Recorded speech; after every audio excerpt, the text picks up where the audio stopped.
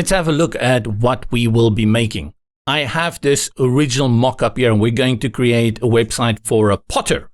I'm not sure what do they call people who make pots. I guess the word is potter. I'm a potter person, a potter maker. I make pots. And we have a great hero section here at the top. And I love this hero section because it shows the pots, it shows her name, and you immediately understand she's an individual artist and she makes pots for a living. Below that, About Me section, the purpose of this website is really to promote her brand, herself. And then just below that, a gallery, nice justified gallery, all her recent creations. And we need these visual images for the website. Under that, to showcase a little bit of video material, we have a process, how she creates these pots from beginning to end. Then happy customers who commissioned some work from her. We have a workshop notification for people who want to sign up for a workshop. And then the very obligatory contact form at the very bottom. And at the top, we actually have a header and a footer. But this was my mock-up, and this is how it turned out in Breakdance. Problem is, whenever I do a mock-up a second time, nothing stays the same. So a lot of stuff has changed here. Quickly, note here at the top, it says this page uses Pro only features. Please upgrade to Breakdance Pro or enter your license key. The reason is I actually use the Pro feature on this page, and this then pops up.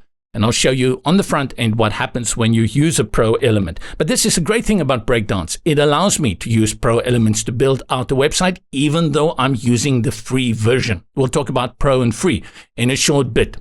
Same page here. I changed the fonts. I changed a few layouts. I added a few graphics here, which I like. Maybe a little too much. Text is a little bit obscure there, but I still like it a lot. And you can see very much the same as to what I had created with the mock-up. And all of this done in Breakdance in no time. Once you get used to this builder, you build this out like within an hour if your text and your images are all sorted.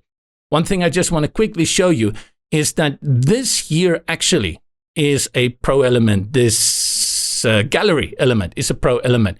And I'll go into Breakdance, go to WordPress at the top, and I'll select Home. There's only one page that I've created. I called it Home. If you have more pages, they will appear there at the top. We'll cover that in Module 2. And I'll go down to where the gallery is. I'll click on it. You can see the sidebar on the left opens with everything that I can do for this. But very important here, it says Gallery Pro, and we are using the free version in Module 1. How can I use this? Wow, is Breakdance being super nice? Yes, but no. The yes is they allow you to practice this, but on the front end, it's going to be grayed out. So let's just have a look at what this means. I wanted to show you also the mobile device. I'll do that soon. Let me just quickly show you the front end, and I'll go here. If I scroll down to where that gallery element is, you can see this is what appears. It's faded.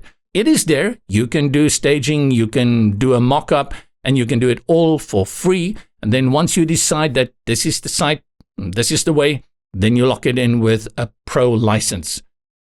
Let's have a quick look then also just at the device that I have over here, which is an iPhone 14 Pro Max simulation.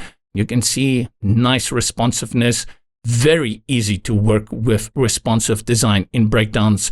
That is a very important principle for us when it comes to mobile first. So nice.